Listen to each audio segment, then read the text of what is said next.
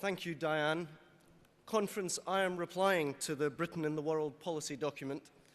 And let me begin by paying tribute to my ministerial team of Gareth, Gillian and Shahid, who every day are leading our efforts to fight global poverty. Last year in Bournemouth, I addressed our party for the first time as International Development Secretary. And I said then that as a party, we could and should be proud. Proud that it is a Labour achievement, the Department for International Development, that is today such a powerful weapon for justice in our world.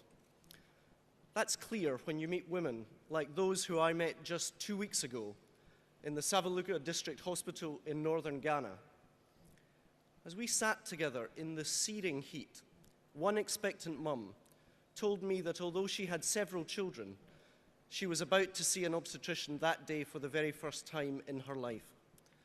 And Conference, it is only because of British aid that she will now receive the maternity care she deserves.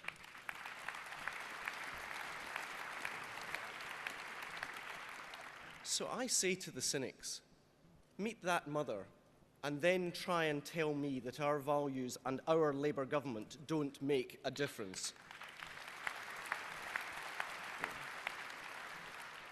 Yet, Conference, despite such progress in lives saved and lives lived, none of us in this hall need reminding just how much the world has changed in recent months, both at home and abroad. At home, every family is facing rising food bills.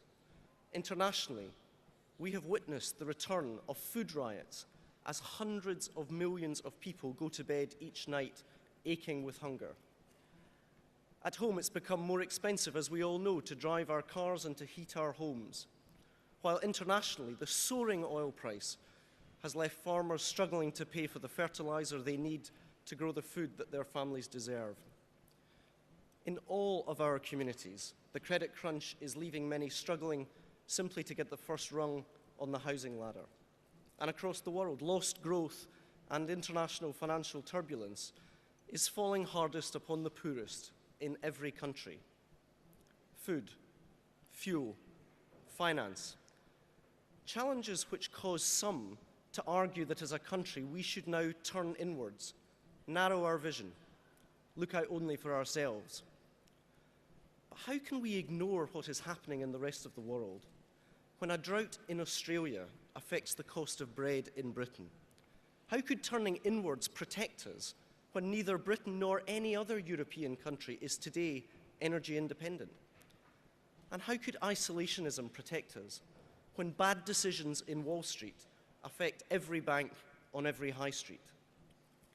These new times and these new circumstances demand of us new responses.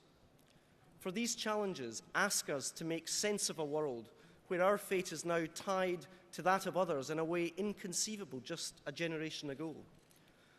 These new circumstances demand that we fashion a new settlement at home and abroad about the role of the market and the role of government in our world, in our society, and in our own lives. Now, we know where our opponents stand on these issues, for they stand where they have always stood. Theirs is a philosophy that says markets are always the solution and never the problem, and that the only truly modern role for government in these circumstances is to get out of the way. They say that we should leave it to the invisible hand of the market to correct the failures and tell us that redistribution has reached the end of the road.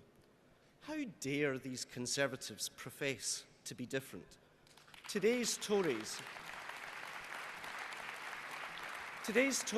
are still shackled to the failed answers of yesterday's dogma. And as Labour, we have different values, for we have a different vision. Yes, we recognise that markets can be a useful servant, but without limits, they can be a cruel and capricious master. We recognise that the effective modern role for government is to uphold and protect the public interest. And we as recognize our deepest values go beyond the language of the market and the vocabulary of contract and exchange. As people, and as a party, we hold in esteem values like cooperation, solidarity, care, and concern. And our history as a party teaches us that when markets fail, we are called upon to act. That is why, 60 years ago, the economic austerity of post-war Britain could not diminish our party's appetite for social justice. Our great post-war government did not bow in the face of economic challenges, but instead got on with the job of delivering a national health service for the first time in our history. That's why just 10 years ago, this party didn't flinch when our opponents peddled the fear of mass unemployment. As Labour, we held to our values and delivered our country's first ever national minimum wage. So today, in the face of these new challenges, we won't bow or flinch or fear as we turn our progressive ideals into practical actions. For if the threat of global poverty is now rising, as Labour, we don't abandon our efforts to make poverty history, we step up the fight.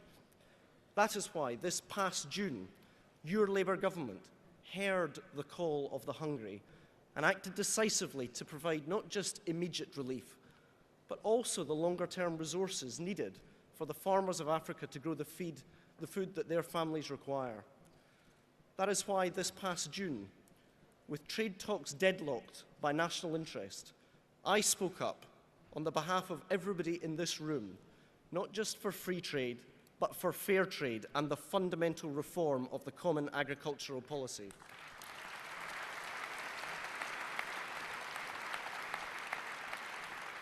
And that is why, friends, when I leave this conference, I will travel to the United Nations to support our Prime Minister, Gordon Brown, to argue that the world needs to go further in responding to the global food crisis. It was 25 years ago this year that our television screens were filled with the truly horrific images of famine in Ethiopia. And today, once again, we are called upon to act. But this time, I give you my word, the British government, a Labour government, recognises its responsibilities. With 17 million people today facing hunger in the Horn of Africa, we will not simply walk by on the other side. Conference, I can today announce £42 million of immediate assistance to help feed those threatened by hunger and starvation in the Horn of Africa.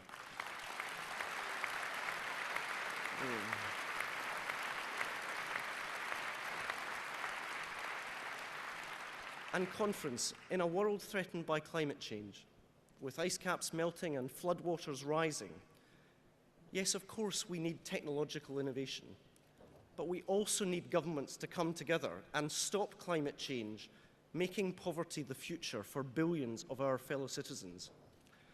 And as I saw for myself just a few months ago after the devastation of Cyclone Sidr, climate change for these people is not a future threat, but a contemporary crisis in countries like Bangladesh. The time to act is now. So to improve food security and livelihoods of those at risk in Bangladesh, I can announce today that our Labour government will now provide £70 million to meet our obligations and to help secure the future of some of the poorest people on earth.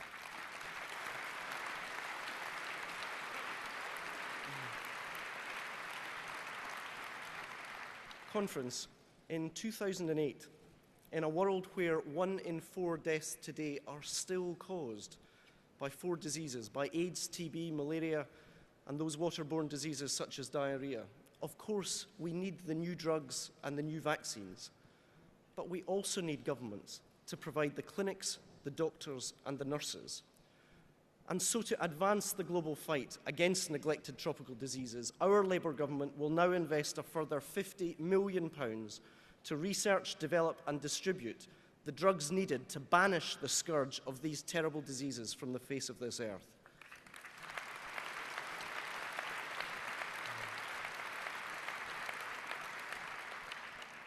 Conference, pause for a moment and consider those announcements.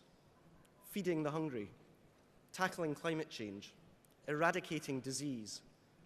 Don't believe the cynics who tell you there are no great progressive causes left for our generation.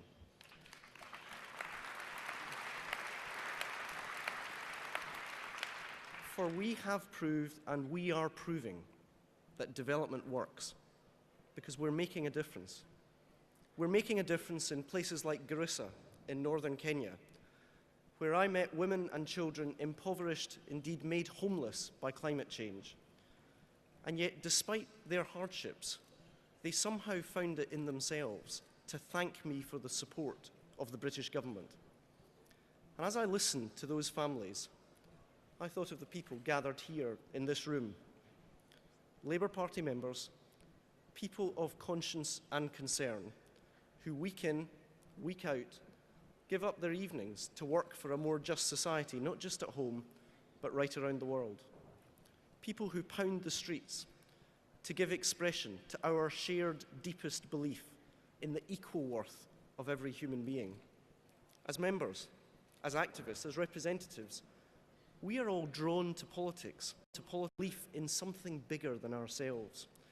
We stuff the envelopes, we deliver the leaflets, we make the case for Labour's cause in good times and, yes, in tough times.